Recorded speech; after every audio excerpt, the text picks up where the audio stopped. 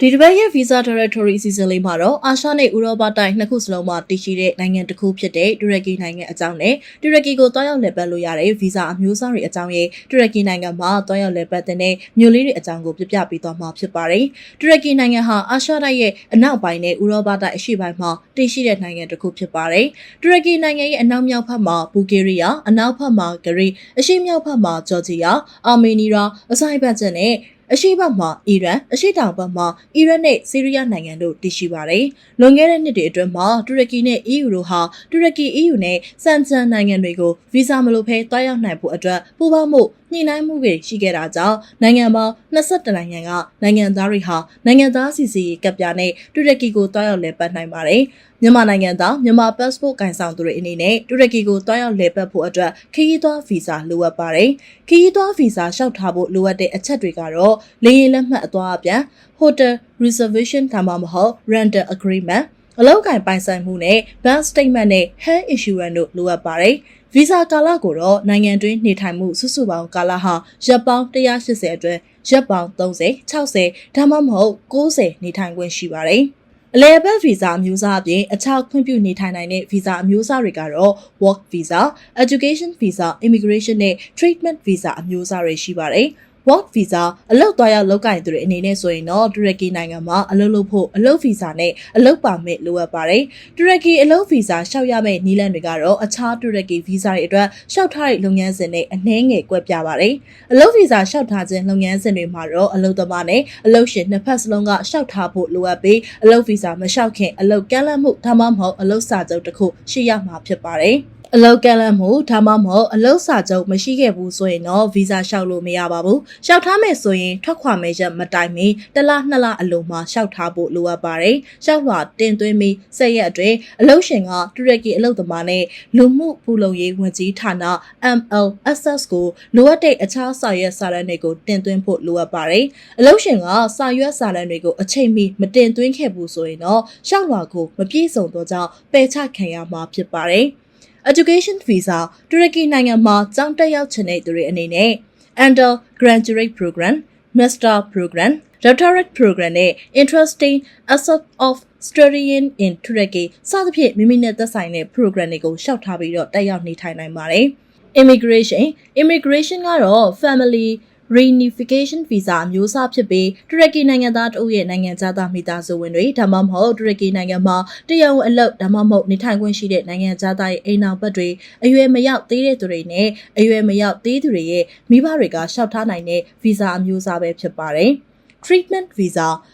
visa မျိုးစားကတော့တူရကီနိုင်ငံကိုဆေးလာရောက်ကုသမှုခံယူသောသူတွေကိုပေးတဲ့ဗီဇာမျိုးစားပဲဖြစ်ပါတယ်။တူရကီကျန်းမာရေးစောင့်ရှောက်မှုစနစ်ရဲ့အဓိကအားသာချက်တွေကတစ်ခုကနိုင်ငံခြားလူနာတွေအတွက်အဆင့်မီကုသမှုတွေရှိတာဖြစ်ပါတယ်။တူရကီဟာအရှေ့အလယ်ပိုင်းဥရောပနဲ့အခြားနိုင်ငံတွေကလူနာတွေကိုပါဆေးဝါးကုသဖို့ရေပန်းစားတဲ့နေရာတစ်ခုလည်းဖြစ်ပြီးနိုင်ငံတော်မှာရှိတဲ့ကျန်းမာရေးစောင့်ရှောက်မှုဌာနတွေမှာနိုင်ငံခြားသားဧည့်သည်တွေရဲ့လိုအပ်ချက်တွေကိုဖြည့်ဆည်းပေးတဲ့နိုင်ငံတကာလူနာတွေအတွက်အထူးဌာနတွေရှိပါတယ်။ကမ္ဘာအဆင့်မီပုဂ္ဂလိကဆေးရုံတွေနဲ့ဆေးခန်းတွေအပြင်အများပြည်သူဆိုင်ရာဆေးဘက်ဆိုင်ရာတွေကလည်းနိုင်ငံခြားလူနာတွေကိုဝန်ဆောင်မှုတွေပေးဆောင်လျက်ရှိပါတယ်။အနောက်တိုင်းနိုင်ငံတွေနဲ့နှိုင်းယှဉ်မယ်ဆိုရင်ကုန်ကျစရိတ်သက်သာပြီးအရေးသွေးရှိတဲ့ကျန်းမာရေးစောင့်ရှောက်မှုတွေရှိပါတယ်။တူရကီနိုင်ငံဟာ Bridge between East and West လို့ခေါ်ဆိုလေးရှိပြီးတော့အရှေ့တိုင်းယဉ်ကျေးမှုရောအနောက်တိုင်းယဉ်ကျေးမှုရောနှစ်ခုစလုံးကိုလေ့လာနိုင်တဲ့နိုင်ငံတစ်ခုပါ။ဒါအပြင်တူရကီနိုင်ငံမှာရင်သက်ရှုမောပွဲအလှတရားတွေကိုပိုင်ဆိုင်ထားပြီးတော့စမ်းကြဲတဲ့ကြောက်သားဖွဲ့စည်းမှုတွေကတောက်ပနေတဲ့ကြီးပြားရောင်ရည်တွေအထိရောမအပြက်စီးတွေပြိုကျပျက်စီးနေတဲ့ဘိုဟီးမီးယားကမ်းခြေမြို့တွေအထိတစုတစည်းတွေကိုလဲပတ်နိုင်တဲ့နိုင်ငံဖြစ်တာကြောင့်တူရကီနိုင်ငံကိုတွားရောက်ခဲ့ရင်လည်းအလွန်လှပတဲ့မတော်မဖြစ်တွားရောက်လဲပတ်တဲ့နေရာလေးတွေကိုမျှဝေပေးသွားမှာဖြစ်ပါတယ်။ ကပ်ပါဒိုစီယာအကယ်လို့စိတ်ကူးရင်ဝတ္ထုတွေတခုကဒဏ္ဍာရီပုံမြင်ဆန်တဲ့ရွှေရင်းတွေကိုကြည့်ကျင်နေဆိုရင်တော့ကပ်ပါဒိုစီယာဟာမတော်မဖြစ်တွားရောက်လဲပတ်တဲ့နေရာတစ်ခုဖြစ်ပါတယ်။ကပ်ပါဒိုစီယာဟာအနာတိုလီးယားရဲ့အလယ်မှာတည်ရှိပြီးတော့ကုန်းပြင်မြင့်က1000မီတာရှိပြီးဘူမိဗေဒဆိုင်ရာအံ့ဩဖွယ်ရာနေမြေတစ်ခုဖြစ်ပါတယ်။ကြားရည်ရောင်ကြောက်တုံးတွေမိုင်းနက်တွေမှုတွေနဲ့နတ်သမီးမီးကိုခေါင်းတိုင်တွေလိုမျိုးလှုပ်ဝက်စမ်းကျဲတဲ့ကြောက်ဆောင်တွေရှိပြီးတော့အဲ့ဒီနေရာမှာရှိတဲ့ဂူအိမ်တွေက600စုမှာခရစ်ယာန်ဘာသာဝင်တွေပထမဆုံးအခြေချနေထိုင်ခဲ့ကြတဲ့နေရာဖြစ်ပြီးဒီကနေ့ခေတ်မှာတော့ဟိုတယ်တွေနဲ့အစားထိုးတာကြောင့်တွားရောက်နေထိုင်ပြီးတော့လေ့လာလည်ပတ်နိုင်ပါတယ်။ ကပ္ပါဒိုစီယာဟာအချိန်တိုင်းလှပနေပေမဲ့နေဝေချိန်နဲ့နေထွက်ချိန်မှာတော့ပုံမလှပတဲ့မြင်ကွင်းတွေကိုတွေ့ရှိနိုင်မှာဖြစ်ပါတယ်။အဲဒီရှုခင်းတွေကိုတော့ hot air balloon စီးရင်အပြည့်အဝခန်းစားနိုင်ပါတယ်။နေအစ္စတန်ဘူဟာတူရကီနိုင်ငံရဲ့မြို့တော်ဖြစ်ပြီးတော့အာရှရောဥရောပနှစ်ခုပေါင်းစပ်မှုကိုလေ့လာနိုင်တဲ့မြို့တစ်ခုဖြစ်ပါတယ်။တောက်ပတဲ့အရာသွေးရှိတဲ့မြို့တစ်ခုဖြစ်ပြီးတော့ပထမဆုံးလာရောက်လည်ပတ်သူတွေအတွက်မတူညီတဲ့ရက်ကွက်များစွာရှိတာကြောင့်တွားရောက်လည်ပတ်စရာအလွန်များတဲ့မြို့တစ်ခုဖြစ်ပါတယ်။အစ္စတန်ဘူရဲ့အမှုပညာလက်ရာမြောက်တဲ့ရက်ကွက်ဘလတ်မှာတော့တက်တန့်ရောင်တက်သားအိမ်တွေနဲ့ graffiti တွေရှိပြီးတော့ cat coin မှာတော့အလန်းစားဘားများစွာရှိပြီးတော့ဘယ်ယူဂိုမှာတော့အေးမြပြီးတော့ခေတ်ပြအမှုပညာတွေနဲ့ပြည့်ကျက်နေပါတယ်။မြို့တော်မှာဘီသူကလက်ရာတွေနဲ့အံ့ဩဖွယ်ရာတွေနဲ့ပြည့်နှက်နေပြီးတော့ Byzantine ယတနာတွေရဲ့ထိပ်ခေါင် Basilica Hagia Sophia သို့မဟုတ် Hagia Sophia ရှိတဲ့နေရာတစ်ခုဖြစ်ပါတယ်။အပြင်ပန်းကိုတော့အဖြူရောင်စကြင်ကြောင့်အတွင်းပိုင်းကိုပန်းရောင် mosaics နဲ့မြင်တွေ့ရပြီးတော့ Ottoquine Mosque နဲ့ Ottoman Kit က Ottoman Area Blue Mosque ခါလေအစ္စတန်ဘူရောက်ရင်တွားရောက်လည်ပတ်တဲ့နေရာတွေကတစ်ခုဖြစ်ပါတယ်။၃ Butterfly Valley hiking လုပ်ရတာကြိုက်နှစ်သက်တဲ့သူတွေအနေနဲ့ဆိုရင်တော့ Butterfly Valley ဟာတွားကိုတွားတဲ့နေရာတစ်ခုဖြစ်ပါတယ်။ Lassian Wait ဟာကြောက်ကမ်းပါးတွေနဲ့ဝင်းရထားပြီးတော့လှေနဲ့သာတွားလာနိုင်တဲ့ကမ်းခြေတစ်ခုနဲ့အတူတည်ရှိပါတယ်။လိပ်ပြမျိုးစိတ်ပေါင်း100ဝန်းကျင်နဲ့ထူးခြားတဲ့တစ်ပင်ပန်းမှန်မျိုးစုံတို့တည်ရှိရာခြိုက်ဝမ်ကမ်းရိုးတန်းတစ်လျှောက်တိတ်ဆိတ်စွာအပန်းဖြေနိုင်ပါတယ်။၄ Blue Lagoonတူရကီရဲ့ Turquoise ကမ်းရိုးတန်းမှာရှိပြီးတော့ရင်သက်ရှုမောဖွယ်ကောင်းတဲ့